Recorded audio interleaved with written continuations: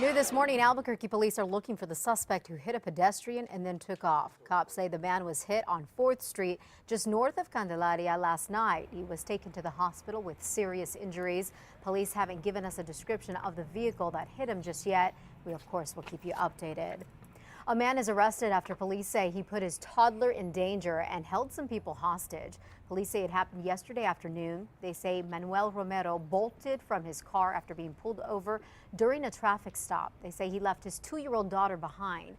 A short time later, cops say he forced his way into a nearby house and held a man and woman who lived there hostage. Officers were able to get in and arrest Romero before anyone was hurt. Police say Romero had several outstanding warrants. 2 fires continue to burn in the San Juan National Forest. The Vallecito wildfire has burned 230 acres east of Durango and is only 5% contained.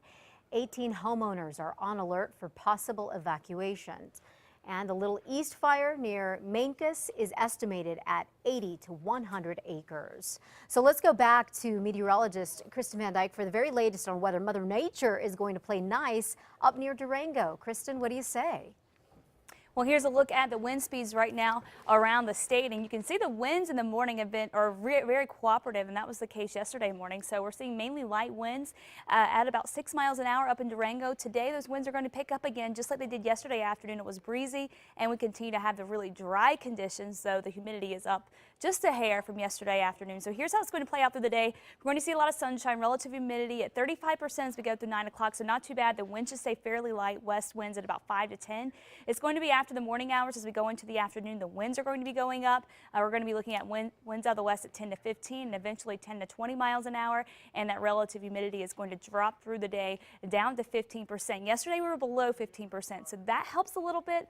Temperature wise, there's not going to be an issue for the firefighters there, and the winds are going to be a little bit lighter. So conditions overall looking a little bit better, and we should get some more moisture in there this weekend to help things out. Elizabeth? All right, Kristen, thank you. And a heads up, you may notice a lot of smoke coming from the Jemez Mountains northwest of Albuquerque. Well, this is actually a prescribed burn that's going on. The Forest Service says it has burned about 95% of its goal. Fire crews are watching it closely. In other news this morning, early voting is going on right now, and tomorrow it's really going to kick in. More voting sites are about to open up, and we're learning this morning that there are a lot of registered voters this time around. Our News 13's David Romero is live in the Newsplex with more. And David, it sounds like a lot of people are interested in this presidential election. Quite interested, Elizabeth. Now, for starters, there's a huge increase in registered voters, and in Bernalillo County, get this, 37,000 more. That's an 8% increase. Now, the Bernalillo County clerk, Maggie Toulouse-Oliver, thinks it's because a lot of people are interested in this presidential race. Another trend, she says, we're seeing is there are less absentee voters compared to 4 years ago, mainly because they are more comfortable with early voting. Our swing state status has been impacted this year, so the presidential campaigns aren't investing as heavily in that absentee voting push as they did in the past. Now, going back to early voting, 400 people a day have been voting at the Annex on Lomas that opened last Tuesday.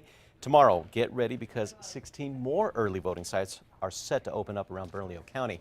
And if you're wondering about the lines, as we all do, there is new smartphone applications to help you. The new My Vote Center app is available for Android and iPhone users. It gives you general information, including maps and even what the wait times are at the polls. Elizabeth?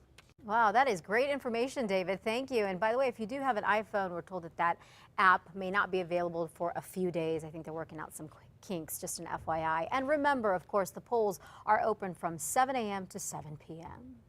Albuquerque's police chief is cracking down on bad behavior from his cops. There are more than 1,000 cops that roam Albuquerque streets and another 500 civilians who work behind the scenes. Out of those, 218 have been investigated by the department's internal affairs. Chief Ray Schultz says most of them were police officers. And it could be anything from an officer not showing up to court or some type of case setting, not properly tagging evidence, being involved in an accident in which their officer is found to have violated the law. And the police chief tells us this is what the investigations that were done last year have revealed. 51 workers were suspended, 11 were fired, and 7 quit before they could be canned. The chief says that the #1 complaint from the public was bad attitudes. The chief says a good attitude is now a bigger priority for recruits when going through the academy. This morning, you may want to think twice before you park your car in that private lot near Nob Hill, even though shop owners say it's okay. I work downtown, so I have to use those lots a lot, and I've received several tickets from them. We're learning some private parking lots offer a nice perk. For instance, shop here and get 2 hours of free parking, right? They're called Park It Place lots. But if you park over the free time limit, you'll most likely get a ticket. Now, these tickets I'm talking about are being given out by private parking lot managers, but you need to know that they can legally try to collect up on the ticket if you don't pay. And by the way, those citations range from $12 to $20.